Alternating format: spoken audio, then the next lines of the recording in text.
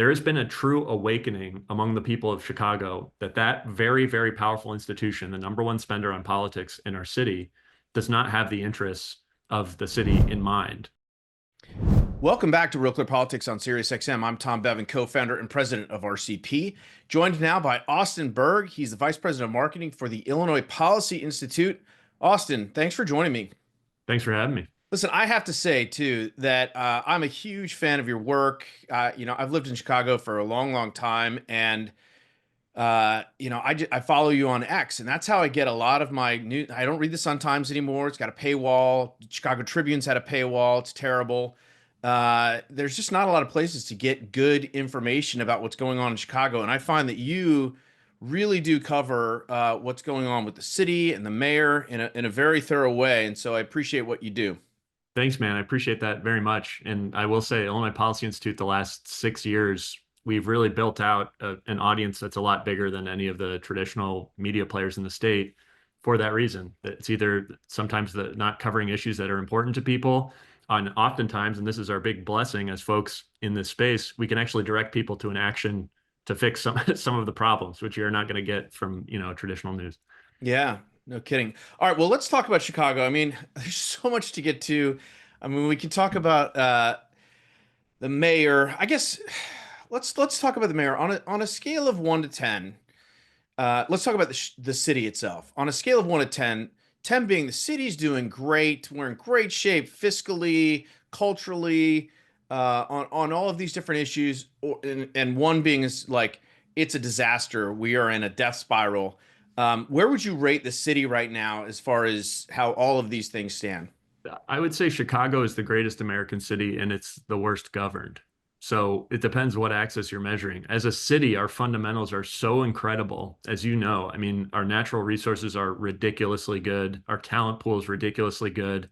The diversity of our economy is really good. We're not like a Detroit, one industry town that's really vulnerable to shocks in a specific sector. All of our biggest problems, whether it is corruption or crime or taxes or competitiveness generally, are man-made problems. And that actually gives me hope because the solutions are man-made too, and they're not really, crazy solutions. They're within reach. But you talk about governance, and the city's been governed by Democrats forever. But we seem to have, you go back to Mayor Daley and then, Rahm Emanuel and then Lori Lightfoot, and we've been moving sort of consistently further left. And the city keeps electing mayors to the left. And so in some sense, we kind of get what we've asked for as a city. But talk about this mayor in particular and how he's handled the job thus far. I mean, again, we can talk about a bunch of different aspects, but just, broadly speaking, Sure. how would you rate his performance as leader of the city? Sure. Well, first, just on this idea of, the people of Chicago have spoken, I think that's actually false, especially when you're talking about who the mayor is. And that's because of, something we may talk about later, but one of the freakish parts of Chicago and our governance structure is that we're the only big city in the country to hold our elections when everybody does not vote. We're the only big city to hold our elections in February of off years, which, as you know, that's the worst time to be in the city of Chicago is February. So unsurprisingly, turnout is less than half of that of presidential elections. In this last mayoral election, you saw, in the first round, around 30%, maybe even less, and then in the mid 30% turnout. So that really advantages special interest groups in those elections. And I will say the biggest special interest group that's left in the city of Chicago is the Chicago Teachers Union. And that's how we have our current mayor. Anyone who's interested in them as an entity, I think the story of them is relevant nationally and how they've built power here and how the teachers union has been radicalized and is building power nationally. We did a documentary on them. You can watch it at chicagoteachersunion.com because despite being a $30 million a year organization, they did not own their own name as a URL. So you can watch our documentary about them there. It's called Local One. And really, the Chicago Teachers Union it's the new machine. It is self-described radical, self-described socialist, Marxist organizers took over this union in 2010. and really turned it into a political machine. And that political machine is what elected ultimately Brandon Johnson. So when you look at his governance, the most important thing to understand is that the most important wielder of political capital in the city is the special interest group that is highly ideological called the Chicago Teachers Union. They are telling him what to do. He's their former employer, and he was an organizer at CTU, and they were his #1 funder. So you see all sorts of really actions out of step with the average Chicagoan, whether it's canceling our gunshot detection system, Shot Spotter, whether it's getting involved in, global issues like the war in Gaza, whether it's trying to put a socialist in charge of the zoning committee, which decides basically every element of development in the city. The mayor is kind of pushing this agenda. But what's encouraging is the people of Chicago are pushing back. And we saw this with his marquee tax proposal. It was called Bring Chicago Home this last spring. And that was a tax that would have tripled the transfer tax on all real estate over $1 million in the city of Chicago, whether it's a corner store or a mansion. And the money was supposed to go to homelessness services.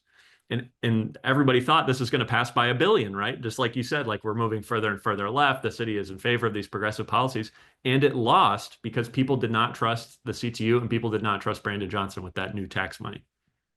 Well, on that score, I mean, you mentioned our election date, and it is horrible. Is there? We also are a city. There was no mechanism to recall the mayor, but now there is. Now there's going to be potentially an option for that. Is there any?